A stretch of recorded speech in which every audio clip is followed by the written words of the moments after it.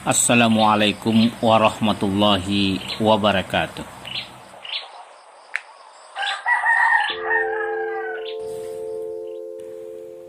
Titik-titik serang pelemahan adat Minangkabau. Selamat datang di DDTV.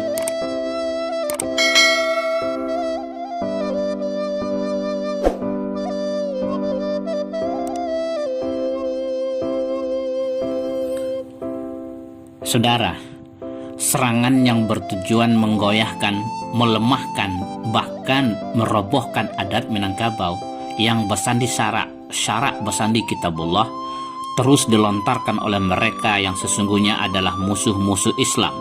Kendatipun mereka menggunakan strategi mempertentangkan adat Minangkabau dengan Islam. Bahkan mereka yang mengklaim dirinya sebagai anak Minangkabau, kemanakan Minangkabau, ikut menyerang adat Minangkabau yang mungkin karena ketidakpahaman atau motif lain. Ada 3 titik serang terhadap adat Minangkabau yang selalu dihajar, dihantam, dan dijadikan target pelemahan berkepanjangan. Pertama, adat Minangkabau menganut garis keturunan ibu, sementara syariat Islam mengikuti garis keturunan bapak. Kedua, adat Minangkabau membagi harta warisan kepada perempuan, sementara Islam membagi harta warisan sebagian besar untuk laki-laki. Ketiga, syariat Islam tidak melarang menikahi perempuan dalam satu kaum atau sasuku, tapi adat Minangkabau melarang kawin dalam satu suku.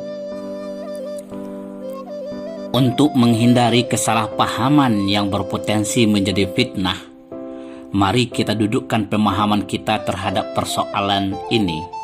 3 isu topik yang dijadikan target serangan terhadap adat Minangkabau ini.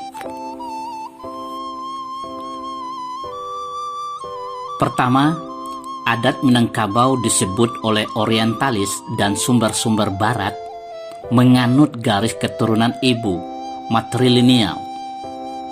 Tulisan-tulisan orientalis dan peneliti barat ini kemudian dikutip dan ditelan mentah-mentah tanpa proses pencernaan oleh penulis Indonesia termasuk Minangkabau, bahkan nenek mama sendiri.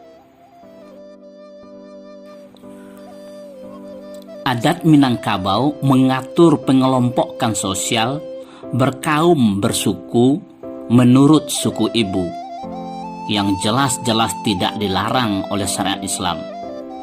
Masyarakat Minangkabau banasab ka bapak, basuku ka mande. Inilah yang dimaksudkan dengan adat yang teradatkan, adat yang sudah sesuai dan selaras dengan adat yang sebenarnya adat. Sampai saat ini, belum ada orang Minangkabau yang menggunakan nama ibu di belakang bin atau binti setelah namanya.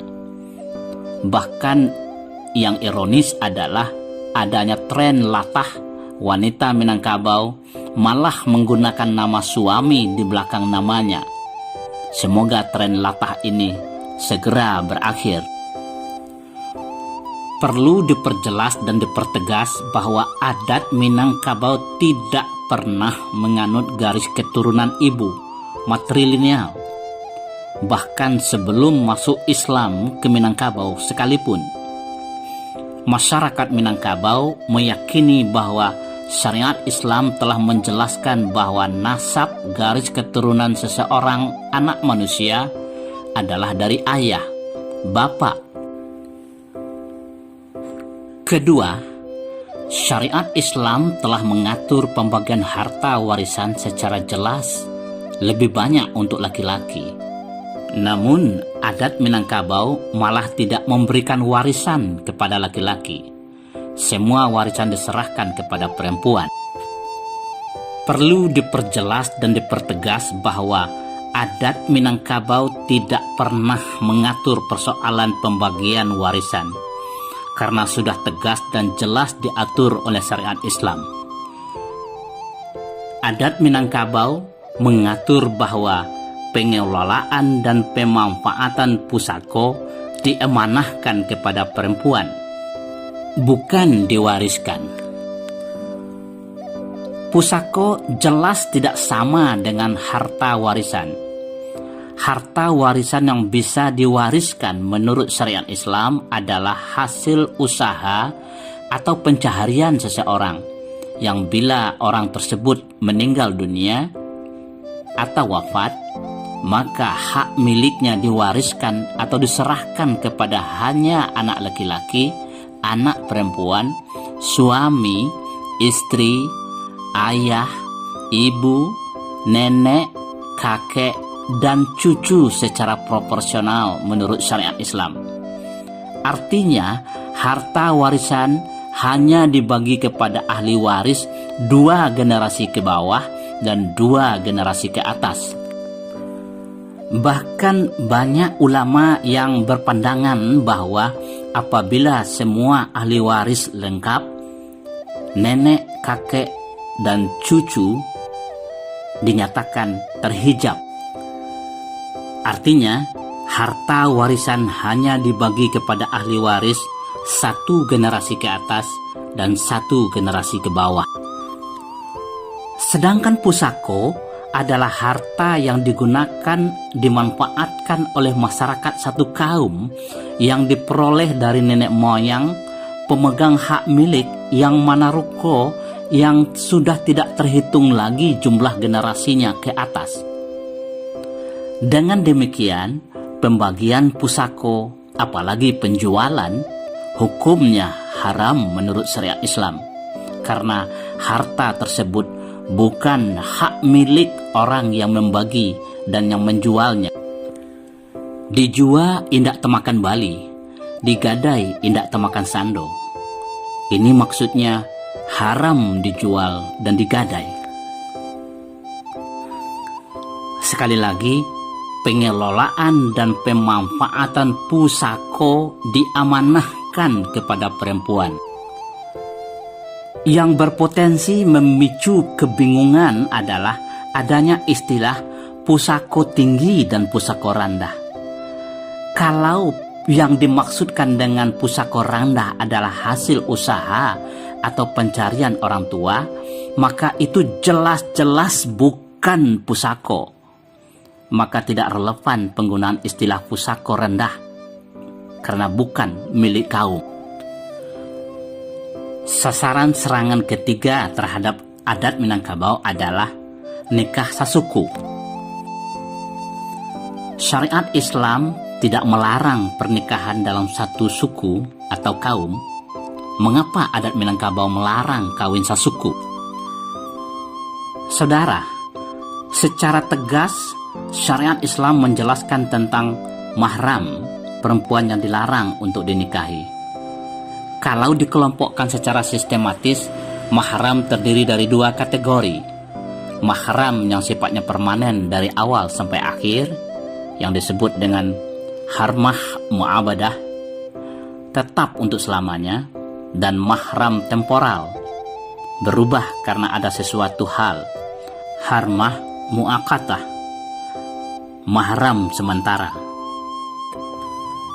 Mahram yang bersifat tetap selamanya terdiri dari 7. Ibu-ibumu, anak-anak perempuanmu, saudara-saudara perempuanmu, saudara-saudara perempuan ayahmu, saudara-saudara perempuan ibumu, anak-anak perempuan saudara-saudara laki-lakimu, anak-anak perempuan saudara-saudara perempuanmu. Sedangkan mahram yang bersifat temporal, mahram yang terjadi karena hubungan perkawinan, persusuan, atau sebab lain, terdiri dari ibu-ibumu yang menyusuimu, saudara-saudara perempuan persesuan denganmu, ibu-ibu istrimu, istri anak kandungmu, anak istri yang telah kamu campuri, perempuan yang telah dikawini ayahmu, saudara istrimu dalam waktu yang bersamaan, wanita yang sedang bersuami. Pertanyaan yang selalu muncul yang bertendensi memojokkan adat Minangkabau adalah, mengapa adat Minangkabau melarang pernikahan dalam satu suku yang jelas-jelas tidak dilarang oleh syariat Islam? Perlu diperjelas dan dipertegas bahwa adat Minangkabau tidak pernah mengharamkan pernikahan dalam satu suku, kawin sasuku, karena yang berhak menghalalkan dan mengharamkan sesuatu hanya Tuhan, Allah Subhanahu wa Ta'ala. Adat Minangkabau melarang seorang laki-laki menikahi perempuan sesuku dengannya. Bukankah melarang sesuatu yang tidak dilarang oleh Allah tidak termasuk pelanggaran terhadap larangan Allah? Sebaliknya, melakukan atau memperbolehkan larangan Allah seperti memperbolehkan praktek prostitusi, perzinaan, dan sejenisnya jelas melanggar larangan Allah. Betapa banyaknya larangan yang dibuat oleh manusia yang tidak dilarang oleh Allah. Dengan demikian, melarang menikahi perempuan sesuku, sekaum, tidak melanggar ketentuan Allah. Adat Minangkabau melarang kawin sasuku karena 4 alasan atau pertimbangan kearifan. Pertama, menghindari kekacauan sosial, social disorder, konflik posisi, peran, tugas, dan fungsi seorang laki-laki di dalam kaum atau sukunya. Dalam kaumnya, seorang laki-laki berposisi dan berperan sebagai mama, nenek mama, bahkan pengulu dalam sukunya dengan tugas dan fungsi yang jelas dan terukur. Sementara laki-laki yang menikah dengan perempuan dalam kaum atau suku tersebut berposisi sebagai sumando yang memiliki posisi tertentu dengan batasan peran, tugas, dan fungsi yang jelas di dalam kaum tersebut. Tidak semua urusan dan persoalan kaum boleh diintervensi, dicekarawi oleh seorang sumando. Jika seorang laki-laki menikahi perempuan dalam kaumnya sendiri, maka laki-laki tersebut menduduki posisi ambigu dalam kaum tersebut, tidak jelas, yang berpotensi memicu konflik peran, tugas dan fungsi tanggung jawab. Apakah dia seorang sumando atau nenek mama? Oleh karena itu, untuk menghindari kekacauan sosial, orang yang kawin sasuku mesti diasingkan, disingkirkan dari kehidupan sosial kaum tersebut, tidak diikut sertakan dalam berbagai aktivitas masyarakat, disebut dengan dibuang sepanjang adat. Kaba baik indak dihimbauan, kaba buruk indak dihambauan. Kedua, menghindari potensi pernikahan sepersusuan yang jelas dan tegas dilarang oleh syariat Islam. Saudara, pada masa lampau, masyarakat Minangkabau hidup berkelompok, berkaum, bersuku menurut suku ibu. Kebiasaan masyarakat Minangkabau ketika itu, sebagaimana juga kebiasaan masyarakat Arab, adalah susu menyusui anak saudara dalam satu kaum, satu suku. Karena sudah menjadi kebiasaan, mereka tidak mampu mengingat dan tidak pula terbiasa mencatat siapa saja yang pernah mereka susui. Sehingga sangat besar peluang anak-anak dalam satu kaum adalah anak sepersusuan.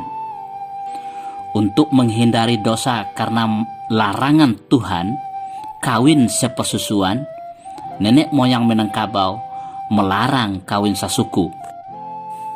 Ketiga, mempererat, memperdekat, dan memperluas jalinan kekerabatan. Adat Minangkabau memposisikan saudara perempuan ayah sebagai bako, yang berasal dari kata bako, bahasa Arab yang bermakna kekal. Maksudnya adalah bahwa seorang manusia memiliki pertalian darah, keturunan, nasab yang kekal dengan ayahnya.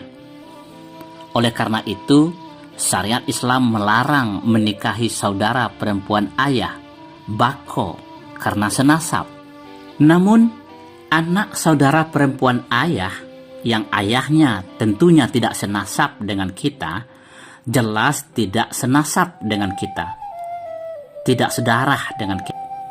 Oleh karena itu, adat Minangkabau menganjurkan seorang laki-laki menikah dengan anak bako, babaliak ka bako, maambiak anak bako, untuk memperdekat, mempererat, dan memperkokoh jalinan kekerabatan. Begitu juga halnya dengan anak mama yang jelas tidak senasab dengan kita. Adat Minangkabau menganjurkan seorang pemuda menikahi anak mamanya.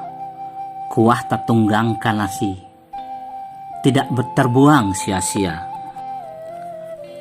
Namun, anak laki-laki, pemuda Minangkabau, lebih dianjurkan untuk pergi merantau dan menikah di rantau.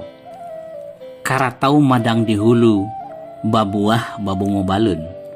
Merantau bujang dahulu, di rumah paguno balun. Ini sebenarnya adalah anjuran halus bagi laki-laki, pemuda Minangkabau, untuk pergi mencari istri ke negeri lain.